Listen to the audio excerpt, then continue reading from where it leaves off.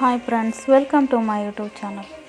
2024 Bengaluru city university SCP ಸಿಲೆಬಸ್ಸಲ್ಲಿ optional Kannada ತಗೊಂಡಿರೋಂತಹ ಹೆಚ್ಚಿಗೆ ಸ್ಟೂಡೆಂಟ್ಸ್ ಆಗಿರಲಿ ಅಥವಾ UPSC ತಯಾರಿ ಮಾಡ್ತಿರೋಂತಹ ಆಪ್ಷನಲ್ ಆಗಿ ಕನ್ನಡ ಲಿಟ್ರೇಚರ್ ತಗೊಳ್ಳೋ ಸ್ಟೂಡೆಂಟ್ಸ್ ಆಗಲಿ ಇಬ್ಬರಿಗೂ ಕೂಡ ಯೂಸ್ ಆಗುವಂತಹ ಪಾಠ ಇದು. ವಿಡಿಯೋನ ಪೂರ್ತಿಯಾಗಿ ನೋಡಿ, ಇಷ್ಟ ಆದರೆ ಲೈಕ್ ಮಾಡಿ, ನಿಮ್ಮ ಫ್ರೆಂಡ್ಸ್ಗೆಲ್ಲ ಶೇರ್ ಮಾಡಿ. ಯಾವುದಾದ್ರೂ ವಿಷಯದ ಬಗ್ಗೆ ಡೌಟ್ ಇದ್ದರೆ ಕಮೆಂಟ್ ಮಾಡಿ. ಹೊಸದಾಗಿ ವಿಡಿಯೋನ ನೋಡ್ತಾ ಇದ್ದರೆ ಪ್ಲೀಸ್ ಸಬ್ಸ್ಕ್ರೈಬ್ ಮಾಡಿ. ನಾವೀಗ ಸ್ಟಾರ್ಟ್ ಮಾಡೋಣ. ಹಲ್ಮಿಡಿ ಶಾಸನದ ಬಗ್ಗೆ, ಯಾವುದು ಸಾಹಿತ್ಯದ ಪ್ರಾಚೀನತೆ ಬಗ್ಗೆ ನಾವು ನೋಡ್ತಾ ಹೋದಾಗ ಹಲ್ಮಿಡಿ ಶಾಸನ ಪ್ರಮುಖವಾಗಿ ಬರುತ್ತದೆ. ಇದು ಹಲ್ಮಿಡಿ ಅನ್ನೋ ಊರಲ್ಲಿ ಸಿಗುತ್ತೆ. ಯಾವುದು ಹಾಸನ ಜಿಲ್ಲೆ ಬೇಲೂರು ತಾಲೂಕಿನ ಹಲ್ಮಿಡಿ ಅನ್ನೋ ಊರು. ಇದು ಸುಮಾರು ರಾಜಮನೆತನ ಬನವಾಸಿ, ಕದಂಬರ ರಾಜಮನೆತನ. ಅಲ್ಲಿಯ ರಾಜ ಯಾರು, ಕಾಕುಸ್ಥವರ್ಮ ಅನ್ನುವ ರಾಜನಿಂದ ಕೆತ್ತಿಸಲ್ಪಟ್ಟದ್ದು. ಕಾಲ ಸುಮಾರು ಕ್ರಿಸ್ತಶಕ 450. ಇದು ಮೂಲ ಶಾಸನ ಬೆಂಗಳೂರಿನಲ್ಲಿರುವ ಕರ್ನಾಟಕ ಪುರಾತತ್ವ ಇಲಾಖೆ ವಸ್ತು ಸಂಗ್ರಹಾಲಯದಲ್ಲಿದೆ. ಇದು ಭಾಷೆ ಹಳೆಗನ್ನಡ, ಪೂರ್ವ ಭಾಷೆ ಹಳೆಗನ್ನಡ. ಇದರಲ್ಲಿ 15 ಸಾಲುಗಳಿರೋದು, ಆದರೆ ಅದು 16 ಅಂತ ಕೊಟ್ಟಿದ್ದಾರೆ. ಈ ಊರಿನಲ್ಲಿ ಸಿಕ್ಕಿರೋದ್ರಿಂದ ಇದನ್ನು ಹಲ್ಮಿಡಿ ಶಾಸನ ಅಂತ ಕರೀತಾರೆ. ಇದುವರೆಗೂ ದೊರೆತಿರೋ ಶಾಸನಗಳಲ್ಲಿ ಅತ್ಯಂತ ಪ್ರಾಚೀನವಾದ ದಾಖಲೆ ಇದಾಗಿರೋದ್ರಿಂದ ಇದು ಕನ್ನಡದ ಮೊದಲ ಉಪಲಬ್ಧ ಶಾಸನ ಅನ್ನೋ ಗೌರವ ಇದಕ್ಕೆ ಲಭಿಸಿದೆ. ಇದೊಂದು ಶಿಲಾಶಾಸನ ಆಗಿದ್ದು ಎತ್ತರ 4 ಅಡಿ, ಅಗಲ 1 ಅಡಿ ಹಾಗೂ ದಪ್ಪ 9 ಅಂಗುಲ ಇದೆ. ಈ ಶಾಸನದಲ್ಲಿ 15 ಸಾಲುಗಳಿದ್ದು ಬಲಗಡೆ ಬದಿಯಲ್ಲಿ ಇನ್ನೊಂದು ಸಾಲನ್ನ ಕೊರೆಯಲಾಗಿದೆ. ಶಾಸನದ ಮೇಲೆ ಚಕ್ರದ ಚಿತ್ರವಿದ್ದು ಇದನ್ನು ಸುದರ್ಶನ ಚಕ್ರ ಎಂದು ಹೇಳಲಾಗಿದೆ. ಶಾಸನದಲ್ಲಿ ಹಲ್ಮಿಡಿಯನ್ನು ಪಲ್ಮಿಡಿ ಎಂದು ಕರೆಯಲಾಗಿದೆ. ಸಂಶೋಧಕರಾದ ಡಾಕ್ಟರ್ MH ಕೃಷ್ಣರವರು 1936ರಲ್ಲಿ ಇದನ್ನು ಪ್ರಕಟಿಸಿದರು. ಈ ಶಾಸನದಲ್ಲಿ ಪೂರ್ವದ ಹಳೆಗನ್ನಡ ಭಾಷೆಯ ವೈಶಿಷ್ಟ್ಯ ಪ್ರಯೋಗಗಳನ್ನ ಗಮನಿಸಬಹುದು. ಬಂಧದ ದೃಷ್ಟಿಯಿಂದ ಕನ್ನಡದ ಎಳಮೆ, ಸಂಸ್ಕೃತದ ಪ್ರೌಢಿಮೆಗಳು ಇಲ್ಲಿ ಕಾಲೂರಿ ನಿಂತಿವೆ. ಕ್ರಿಸ್ತಶಕ ಆರಂಭದ ಹೊತ್ತಿಗೆ ಪ್ರಾಕೃತ ಭಾಷೆಯ ಛಾಯೆ ಅಂದರೆ ನೆರಳು ಕಡಿಮೆಯಾಗುತ್ತಾ ಬಂತು. 1 ಮತ್ತು 2ನೇ ಶತಮಾನದ ಕಾಲದಲ್ಲಿ ಸಂಸ್ಕೃತ ಭಾಷೆಯ ಜೊತೆಗೆ ಕನ್ನಡ ಭಾಷೆಯ ಶಾಸನಗಳು ಮುಂಚೂಣಿಗೆ ಬಂದವು. ಆದರೂ ಆರಂಭದ ಕನ್ನಡ ಭಾಷೆಯ ಮೇಲೆ ಪ್ರಾಕೃತ ಭಾಷೆ ಪ್ರಭಾವ ಬೀರಿದೆ. ಕರ್ನಾಟಕದಲ್ಲಿ ಕದಂಬರು ಅತಿ ಹೆಚ್ಚು ಕಾಲ ಆಡಳಿತ ಮಾಡಿದ ರಾಜಮನೆತನವಾಗಿದೆ. ಈ ಕಾಲದ ಶಾಸನ ಭಾಷೆಯನ್ನು ಸೂಕ್ಷ್ಮವಾಗಿ ಅವಲೋಕಿಸಿದಾಗ ಅದರ ಸ್ವರೂಪವನ್ನು ಗುರುತಿಸ್ತಾ ಹೋಗ್ಬೋದು. ಹೇಗೆ ಅಂದರೆ, ಕ್ರಿಸ್ತಶಕ 2 ಮತ್ತು 4ನೇ ಶತಮಾನದವರೆಗೆ ಪ್ರಚಲಿತದಲ್ಲಿದ್ದ ಪ್ರಾಕೃತ ಭಾಷೆ ಕಡಿಮೆಯಾಗಿತ್ತು. ನಂತರ ಬ್ರಾಹ್ಮಿ ಲಿಪಿಯ ಜಾಗದಲ್ಲಿ ಕನ್ನಡ ಲಿಪಿ ಮುನ್ನೆಲೆಗೆ ಬಂದಿರೋದು. ಸಂಸ್ಕೃತ ಪ್ರಬಲ ಭಾಷೆಯಾಗಿ ರೂಪುಗೊಳ್ಳುತ್ತಿದ್ದದ್ದು ಮತ್ತು ಕನ್ನಡ ಭಾಷೆ ಸಂಸ್ಕೃತದೊಡನೆ ಕೈ ಜೋಡಿಸಿತ್ತು. ಕದಂಬರು ಹಲ್ಮಿಡಿಯ ಸೇರಿದಂತೆ ಹಲವಾರು ಶಾಸನಗಳ ಮಿಶ್ರ ಭಾಷೆಯಲ್ಲಿ ಕೂಡ ಸಿಕ್ಕಿವೆ. ಹಲ್ಮಿಡಿ ಶಾಸನದಲ್ಲಿ 54 ಸಂಸ್ಕೃತ ಪದ ಮತ್ತು 27 ಕನ್ನಡದ ಪದಗಳನ್ನು ಗುರುತಿಸಲಾಗಿದೆ. ಹಲ್ಮಿಡಿ ಶಾಸನದಲ್ಲಿ ಕೆಲವೊಂದು ಮುಖ್ಯವಾದ ಭಾಷಾ ವೈಶಿಷ್ಟ್ಯಗಳು ಏನು ಅಂದರೆ, ಬಿಂದುವಿನ ಬದಲು ಅನುನಾಸಿಕಗಳನ್ನ ಬಳಸಲಾಗಿದೆ. ಉದಾಹರಣೆಗೆ ಪಶುಪತಿ ಎಂದು, ನಾಗೇಂದ್ರ, ಸುತ್ತನ್ಗೆ ಈ ಥರದ ಪದಗಳು. ಇನ್ನು ಸಪ್ತಮಿ ವಿಭಕ್ತಿ ಪ್ರತ್ಯಯ ಉಳ್, ನಾಡುಳ್, ಅಹವದುಳ್ ಈ ಥರ ಪದಗಳನ್ನ ಬಳಸಿದ್ದಾರೆ. ಷಷ್ಠಿ ಪ್ರತ್ಯಯದ ದೀರ್ಘತೆ ಕಲಭೋರಣ, ಭಟಾರ್ಯ, ನಾಮಧೇಯನ, ಉಭಯ ದೇಶದ, ಇರುವವರ, ಪೆತ್ತಜಯನ ಹೀಗೆ. ಇನ್ನು ಅಖ್ಯಾತ ಪ್ರತ್ಯಯಗಳು ಓರ್ ಅಂತ, ಅಪ್ಪೋರ್, ಕೊಟ್ಟಾರ್, ವಿಟ್ಟಾರ್. ಪದಾದಿಯ ಏಕಾರ ಕಾದೆರೆದ ಅಂದರೆ ಕಾದು ಪ್ಲಸ್ ಎರೆದು, ಇದನ್ನು ಸೇರಿಸಿದರೆ ಕಾದೆರೆದ ಅಂತ ಆಗುತ್ತೆ. ಇದರಲ್ಲಿ ಕರ್ಮಣಿ ಪ್ರಯೋಗ ಕೂಡ ಆಗಿದೆ, ಹೊಗಳಿ ಪೊಟ್ಟಣ ಅಂತ. ಪೆತ್ತಜೇಯನ್ ಅಂದರೆ ಅರಿ ಸಮಾಸ, ಈ ಪದ ಅಂದರೆ ಇದರಲ್ಲಿ ಸಮಾಸ ಕೂಡ ಪ್ರಯೋಗ ಆಗಿದೆ, ಅರಿ ಸಮಾಸ.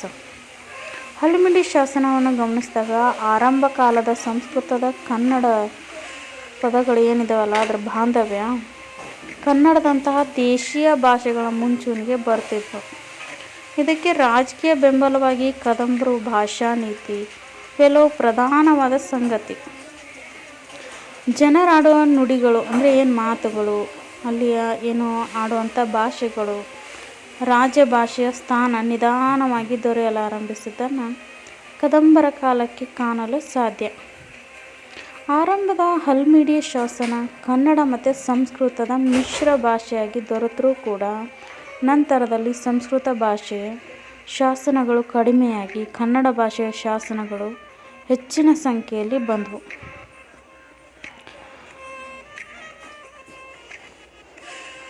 ಇನ್ನು ಈ ಶಾಸನದ ವಿಷಯಕ್ಕೆ ಬಂದರೆ, ವೀರ ಯೋಧನಾದ ವಿಜಯ ಅರಸ ಎನ್ನುವವನಿಗೆ ಪಲ್ಮಿಡಿ ಮತ್ತು ಮುಳುವಳ್ಳಿಗಳೆಂಬ 2 ಊರುಗಳನ್ನ ದಾನ ರೂಪದಲ್ಲಿ ಪ್ರಶಸ್ತಿಯಾಗಿ ನೀಡಿರುವುದೇ ಈ ಶಾಸನದ ಪ್ರಧಾನ ವಿಷಯ. ಅದು ಪಲ್ಮಿಡಿ ಮತ್ತು ಮುಳುವಳ್ಳಿ ಅವೆರಡು ಊರುಗಳನ್ನ ದಾನ ನೀಡಿರೋದು. ಕದಂಬರಿಗೂ ಪಲ್ಲವರಿಗೂ ಯುದ್ಧ ನಡೆದ ಸಂದರ್ಭದಲ್ಲಿ ಅವರವರ ಮಿತ್ರ ರಾಜರು ಯುದ್ಧದಲ್ಲಿ ನೆರವು ನೀಡಿದರು. ಕದಂಬರಿಗೆ ಅಳುಪರು, ಸೇಂದ್ರಕರು, ಬಾಣರು ಸಹಾಯ ಮಾಡಿದರೆ ಪಲ್ಲವರಿಗೆ ಕೇಕೆಯರು ನೆರವಾಗಿದ್ದರು.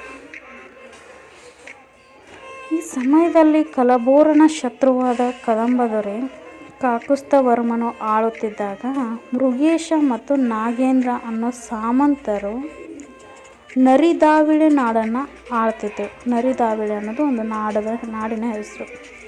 ಆಗ ಇವರಿಗೆ ಕೇಕೆಯ ಮತ್ತು ಪಲ್ಲವರ ವಿರುದ್ಧ ಹೋರಾಡುವ ಸಂದರ್ಭ ಒದಗಿ ಬರುತ್ತೆ. ಆಗ ಕದಂಬರ ಮಿತ್ರ ರಾಜನಾದ ಅಳುಪ, ಆ ವಂಶದ ದೊರೆ ಪಶುಪತಿ, ಸೇನೆಯ ಪ್ರಮುಖನಾದ ಆ ಸರಕೆಲ್ಲ ಭಟರಿಯ ಮಗ ಅಂದರೆ ವಿಜಯ ಅರಸನ ಸೇಂದ್ರಕ ಮತ್ತು ಬಾಣ ದೇಶಗಳ ಯೋಧರ ಸಮಕ್ಷಮದಲ್ಲಿ ಕೇಕೆಯ ಮತ್ತು ಪಲ್ಲವ ಸೇನೆಯನ್ನು ಸೋಲಿಸಿ ಜಯಗಳಿಸ್ತಾನೆ. ಹೀಗೆ ಈ ಯುದ್ಧ ಗೆಲ್ಲಲು ನೆರವಾದ ವಿಜಯ ಅರಸನಿಗೆ ಬಾಳ್ಗಿಚ್ಚುವಾಗಿ ಪಲ್ಮಿಡಿ ಮತ್ತು ಮುಳುವಳ್ಳಿಗಳೆಂಬ 2 ಗ್ರಾಮಗಳನ್ನ ಮೃಗೇಶ ಮತ್ತು ನಾಗೇಂದ್ರರು ದಾನ ರೂಪದಲ್ಲಿ ಪ್ರಶಸ್ತಿಯಾಗಿ ನೀಡಿರೋದೇ ಈ ಶಾಸನದ ವಿಷಯ. ಇಲ್ಲಿ ಬರುವ ವಿಜಯ ಅರಸನು ಒಬ್ಬ ವೀರಯೋಧನೇ ಹೊರತು ರಾಜನಲ್ಲ. ಅಂದರೆ ಇದು ಬನವಾಸಿ ಕದಂಬರ ರಾಜಮನೆತನದ ಅಂದರೆ ಅಲ್ಲಿ ಬಂದಿರೋವಂಥದ್ದು. ಇದು ದಾನ ಶಾಸನ, ಅಂದರೆ ಏನು 2 ಊರುಗಳನ್ನ ದಾನವಾಗಿ ಕೊಟ್ಟಿದ್ರಲ್ಲ ಆ ರೂಪದಲ್ಲಿ ಕೆತ್ತಿಸಿರುವಂಥ ಶಾಸನ. ಇದರ ವಿಶೇಷತೆ ಏನು ಅಂದರೆ ಕನ್ನಡದ ಮೊದಲ ಶಾಸನ. ಅಂದರೆ ಇದಕ್ಕಿಂತ ಹಳೆಯದಾದ ಶಾಸನಗಳು ನಮಗೆ ಯಾವುದೂ ದೊರೆತಿಲ್ಲ. ಹಾಗಾಗಿ ಕನ್ನಡದ ಮೊದಲ ಶಾಸನ ಅಂಥೇಳಿ ಈ ಹಲ್ಮಿಡಿ ಶಾಸನನ ನಾವು ಗುರುತಿಸ್ತೀವಿ. ಇದು ಕದಂಬ ರಾಜನಾದ ಕಾಕುತ್ಸವರ್ಮ ರಾಜ ಆಳ್ತಿದ್ದಾಗ ಒಮ್ಮೆ ಸೇಂದ್ರಕ ಮತ್ತು ಬಾಣರ ಸೈನ್ಯಗಳನ್ನು ಕದಂಬರಿಗೆ ಕೇಕೆಯರ ಸೈನ್ಯಗಳಿಂದ ಪಲ್ಲವರಿಗೆ ಒಂದು ಯುದ್ಧ ನಡೆಯಿತು. ಆ ಯುದ್ಧದಲ್ಲಿ ಸರಕೆಲ್ಲ ಭಟಾರಿ ಅನ್ನೋದು ಒಬ್ಬ ವ್ಯಕ್ತಿಯ ಹೆಸರದು. ಅವನ ಮಗ ವಿಜಯ ಅರಸ ಮಿಗಿಲಾದ ಶೌರ್ಯದಿಂದ ಹೋರಾಡಿ ಪಲ್ಲವರನ್ನ ಸೋಲಿಸ್ತಾನೆ. ಅದನ್ನೇ ಪರಾಭವಗೊಳಿಸಿದನು ಅಂತ.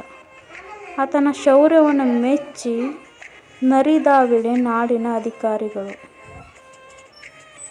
ಅಲ್ಲಿ ಏನು ಅಧಿಕಾರಿಗಳಿರ್ತಾರಲ್ಲ ಅವ್ರ ನಂತರ ಅವನು ವಿಜಯ ಅರಸನಿಗೆ ಬಾಳ್ಗಿಚ್ಚುವಾಗಿ ಮತ್ತು ಪಲ್ಮಿಡಿ ಮತ್ತು ಮುಳುವಳ್ಳಿಗಳೆಂಬ 2 ಗ್ರಾಮಗಳನ್ನ, ಅಂದರೆ ಗ್ರಾಮ ಅಂದರೆ ಊರುಗಳನ್ನ ದಾನವಾಗಿ ಕೊಟ್ಟಿರೋದು. ಆ ದಾನನ ಅವರು ಅದನ್ನು ಶಾಸನ ರೂಪದಲ್ಲಿ ರಚಿಸಿದ್ದಾರೆ. ಇಲ್ಲಿ ಹಲ್ಮಿಡಿ ಅನ್ನೋದನ್ನು ಶಾಸನದಲ್ಲಿ ಪಲ್ಮಿಡಿ ಅಂತ ಇದೆ. ಅದನ್ನು ಪ್ರೊಫೆಸರ್ ಡಾಕ್ಟರ್ ಎಚ್ ಕೃಷ್ಣರಾವ್ ಅವರು 1936ರಲ್ಲಿ ಪ್ರಕಟಿಸ್ತಾರೆ. ಆ ಪಲ್ಮಿಡಿನ ಹಲ್ಮಿಡಿ ಅಂತ. ಇದು ಹಾಸನ ಜಿಲ್ಲೆ ಬೇಲೂರು ತಾಲೂಕಿನ ಹಲ್ಮಿಡಿ ಅನ್ನೋ ಊರಲ್ಲಿ ದೊರೆತಿರೋದು. ಯಾವುದು ರಾಜ ಕಾಕುತ್ಸವರ್ಮನ ಶಾಸನ. ಇದು ಕ್ರಿಸ್ತಶಕ 450. ಇದರಲ್ಲಿ ಸುಮಾರು 15 ಸಾಲುಗಳು ಇರ್ತವೆ. ಜಯತಿ ಶ್ರೀ ಶರೀಶ್ವಗ್ನ ಶಾರ್ಗ ಮಾನ್ಯ ತಿರಚ್ಯುತ ಅಂತ ಅಲ್ಲಿಂದ ಶುರುವಾಗಿ ಬಟಾರ್ಗಿಗ್ದ ಒಡ್ಡಲ್ಲಿ ಆಪತ್ತೊಂದಿ ವಿಟ್ಟಾರಕರ ಅಂದರೆ ಏನು ಯುದ್ಧ ಶುರುವಾಗುತ್ತಲ್ಲ ಅಲ್ಲಿಂದ ದಾನ ಕೊಡೋವರೆಗೂ ಆ ಶಾಸನದಲ್ಲಿ ವಿವರಿಸಿದ್ದಾರೆ. ಫ್ರೆಂಡ್ಸ್, UPSC ಯಾರೆಲ್ಲ ತಯಾರಿ ನಡೆಸ್ತಾ ಇದ್ದೀರಲ್ಲ ಅವರಿಗೆಲ್ಲ ಆಪ್ಷನಲ್ ಆಗಿರುವಂತಹದ್ರಲ್ಲಿ ನಾವು ಕನ್ನಡ ಲಿಟ್ರೇಚರ್ ಅಂದರೆ ಅದರಲ್ಲೂ Kannada medium students Kannada literature ತಗೊಳ್ಳೋದ್ರಿಂದ ಕನ್ನಡದ ಏನು ಇತಿಹಾಸ ಇದೆಯಲ್ಲ, ಕನ್ನಡದ ಪ್ರಾಚೀನತೆ ಬಗ್ಗೆ, ಕನ್ನಡದ ವ್ಯಾಕರಣದ ಬಗ್ಗೆ ತಿಳ್ಕೊಳ್ತಾ ಹೋದರೆ ಜ್ಞಾನವೂ ಹೆಚ್ಚಾಗುತ್ತೆ. ಹಾಗೆ ಆ ಪರೀಕ್ಷೆಯಲ್ಲಿ ಆ ವಿಷಯದ ಬಗ್ಗೆ ನಮಗೆ ಈಸಿಯಾಗಿ ಅರ್ಥ ಆಗುತ್ತೆ. ಆಪ್ಷನಲ್ ಆಗಿ ಕನ್ನಡ ಲಿಟ್ರೇಚರ್ ಬೆಸ್ಟ್ ಅಂತ ಹೇಳೋದು ಯಾವುದು ಕನ್ನಡ ಮೀಡಿಯಮ್ ಸ್ಟೂಡೆಂಟ್ಸಿಗೆ. ಯಾಕಂದರೆ ಈ ಕ್ವೆಶನ್ ಪೇಪರ್ ಕನ್ನಡದಲ್ಲಿರುತ್ತೆ. 3 ಕ್ವೆಶನ್ ಪೇಪರ್ ಕನ್ನಡದಲ್ಲಿರೋದ್ರಿಂದ ಕನ್ನಡ ಆಪ್ಷನಲ್ ಆಗಿ ತಗೊಳ್ಳೋದು ಬೆಟರ್.